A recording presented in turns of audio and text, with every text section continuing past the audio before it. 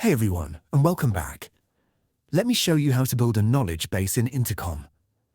First, click Help Center in the left sidebar. If it's not set up, click Create Help Center and add your brand details. Now, organize your content. Click Add Collection. Collections are your main categories, like billing, technical support, or getting started. Inside each collection, click Add Article.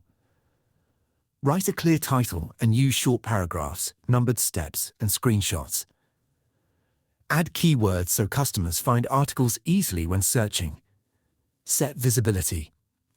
Choose Visible to Anyone for public FAQs or restrict to signed-in users for internal content. Click Publish when ready. Repeat for each collection and article. Pin important articles to the top so customers see them first. And that's it. Your knowledge base is live, and customers can find answers instantly. If you build a knowledge base, let me know your first collection in the comments. See you in the next one.